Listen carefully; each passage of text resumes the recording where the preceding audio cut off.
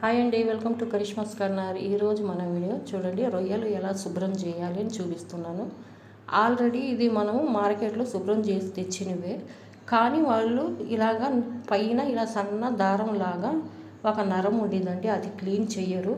అది గిన మేము అలాగే పెట్టేసి మనము కర్రీ వండితే చాలా స్మెల్ మాదిరిగా వచ్చింది.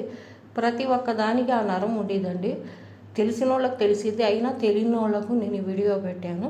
చూడండి, నిదానంగా ఓపికగా ఒక్కొక్కటి తీసుకొని మనం పైన మెల్లిగా ఇలా బాగా బ్లాక్ మాదిరికి మనకు ఒక నరం మాదిరిగా దారం మాదిరిగా కనిపించిద్దండి. ఇలాగ మొత్తం నిదానంగా ఇలా తీసేసేయండి, లేకుంటే మనం కర్రీ స్మెల్ వచ్చిద్దండి, నీచు వాసన మాదిరిగా. ఇలా మొత్తం మనం తీసేసామనుకోండి, అసలు మనకు ఏ స్మెల్ ఉండదండి. ఇలాగ ఉప్పు వేసి 2 సార్లు బాగా శుభ్రం చేసేసుకోండి. చూడండి, చక్కగా ఇలా ఉప్పు వేసి మనం కడిగామనుకోండి, తెల్లగా వచ్చేస్తాయి. తర్వాత 2 సార్లు ఇలాగే కలిపేసేయండి.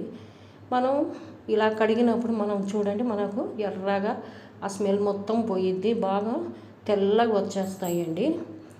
దీనికి మనకు వండినా కూడా స్మెల్ రాకుండా ఉండాలంటే మనం దీనికి ఒక చిట్కా ఉందండి. మజ్జిగ వేసి మీరు కడిగి చూసి కర్రీ వండండి, మీకే అర్థమయ్యేది. అసలు ఏమాత్రం నీసు వాసన అనేది ఉండదండి. దీనికి కానీ చేపలకు కూడా ఒక్కొక్కళ్ళు పసుపు నిమ్మరసం వేస్తారండి, అది అవసరం లేదు. మీరు చేపలకు కానీ రొయ్యలకు కానీ 2 సార్లు ఉప్పు వేసి కడిగాక 3వసారి మజ్జిగ వేసి కలిపి కడిగేసేయండి. తర్వాత ఉప్పు కారం కలుపుకొని కర్రీ వండండి, మీకు ఫ్రెష్గా ఉండింది. చూడండి ఎంత ఫ్రెష్గా వచ్చాయో. ఈ వీడియో నచ్చినట్లయితే తప్పక సబ్స్క్రైబ్ చేయండి ఫ్రెండ్స్, కామెంట్ చేయండి. ఇంతే, చూడండి ఎంతో ఈజీగా మనం శుభ్రం చేసుకోవచ్చు. Thank you friends.